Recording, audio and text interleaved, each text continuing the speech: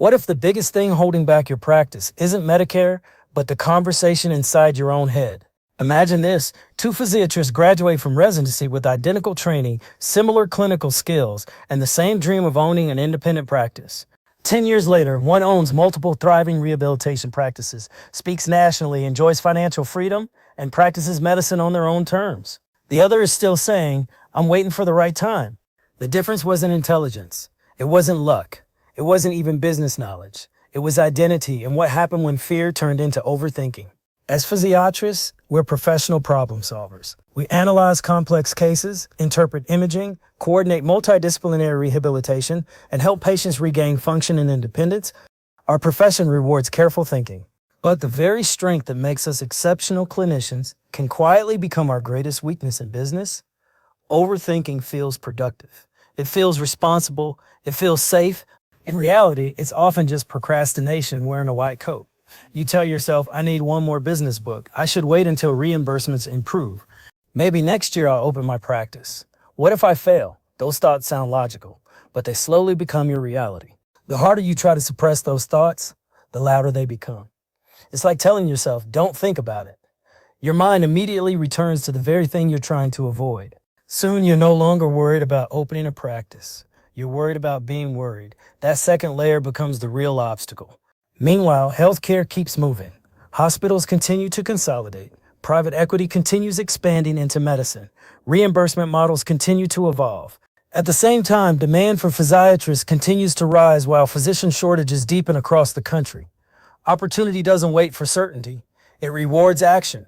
After more than a decade practicing PM&R and helping physicians understand the business of medicine, I've noticed something remarkable. The most successful physician entrepreneurs aren't fearless. They don't think less, they think differently. They simply refuse to negotiate with the identity they've chosen.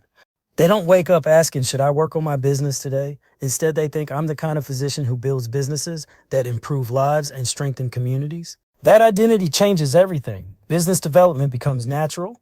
Networking becomes purposeful. Leadership becomes expected. Marketing becomes education. Financial growth becomes the byproduct, not the objective. The practice succeeds because the physician has already become the leader capable of building it. That's why identity matters more than goals. Goals eventually expire. Identity compounds. It continues shaping your decisions long after you've reached a milestone. That's why so many physicians achieve a goal only to drift backward. They built a goal. They never became the person who naturally produces that result over and over again. The most successful practices aren't built by chasing revenue. They're built by physicians who consistently become better leaders, better communicators, better negotiators, and better business owners. And every year you wait, someone else steps into that role. Another physician develops stronger referral relationships. Another physician negotiates better contracts. Another physician opens the rehabilitation practice your community desperately needs. Another physician becomes the trusted authority that patients, referring physicians, hospital leaders, Google, ChatGPT, Perplexity, and other AI search tools recognize. The greatest cost isn't the practice you haven't built. It's the thousands of patients you may never have the opportunity to help because fear convinced you to wait.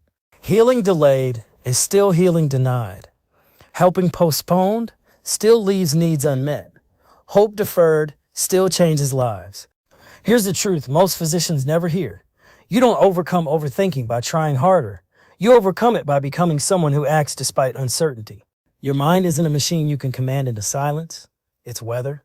Clouds pass, storms move on. Your identity remains. So stop asking, "How do I stop overthinking?" Instead ask, "Who must I become so taking action feels natural?"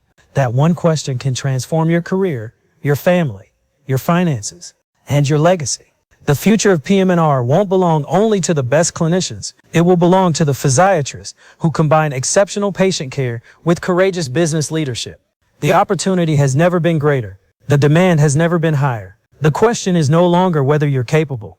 The question is whether you'll become the physician entrepreneur your future patients and your future self are waiting for.